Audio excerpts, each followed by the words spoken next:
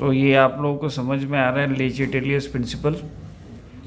यहाँ पर ये बोला जा रहा है if an equation is subjected और equated to change of pressure temperature concentration then the equilibrium is shifted in such a way to counter the effect of the change and new equation is made. मतलब कुछ भी एक disturbance हुआ, ले चैटेलियर्स principal ये बोलता है कि किसी भी एक रिएक्शन में हम लोग को कोई भी टाइप का चेंज मिल रहा है in terms of pressure concentration temperature या कुछ भी, तब इक्विलिब्रियम अपने आप को शिफ्ट करता है, उसमें एक नया इक्वेशन तैयार होता है। जैसे कि अगर कंसंट्रेशन में चेंज हम लोग रिएक्टेंट में कोई चेंज करते हैं तो वो रिएक्शन फॉरवर्ड की तरफ जाएगा, हालांकि अगर प्रोडक्ट में कुछ भी हम लोग अल्टरेशन करेंगे तो वो बैकवर्ड में जाएगा, बट उसके लिए सर्टेन कंडीशन अप्लाइड होता है।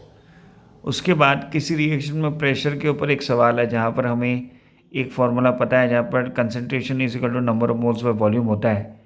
जैसे कि प्रेशर को अगर हम लोग बढ़ाते हैं तो कंसंट्रेशन बढ़ता है, concentration of number of moles बढ़ता है, बट उससे क्या होता है वॉल्यूम कमता है। थर्ड इफेक्ट, अगर बाहर से हम लोग कोई एक इनर्ट गैस को उसमें ऐड करवा देते हैं, सो अगर उस रिएक्शन का वॉल्यूम कांस्टेंट है, वॉल्यूम में कुछ अल्टरेशन नहीं हुआ, डेट मीन्स उसमें कोई इफेक्ट नहीं होगा। लेकिन और जब प्रेशर उसमें कांस्टेंट मैंने रखा है उस रिएक्शन में, जब मैं ये जो आपने जो सेकेंड इफेक्ट देखा है इफेक्ट ऑफ प्रेशर, और उसमें जब मैंने प्रेशर को कांस्टेंट रखा है तब आप देख सकते हैं कि प्रेशर कांस्टेंट का मतलब है नंबर ऑफ मोल्स भी कांस्टेंट है, क्योंकि वो डायरेक्टली प्रोपोर्शनल है वॉल्यूम के साथ।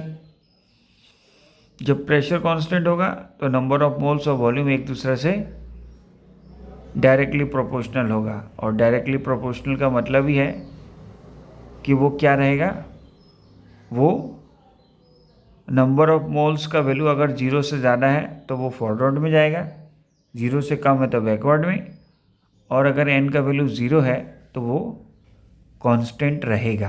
क्या कांस्टेंट रहेगा एक्चुअली? वॉल्यूम कांस्टेंट रहेगा।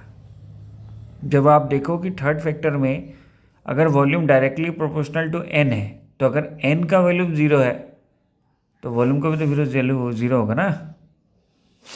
सो ये हमें याद रखना है जब भी हम लोग न्यूमेरिकल्स को करेंगे या कोई रीजनिंग क्वेश्चन करेंगे इस चैप्टर को लेकर।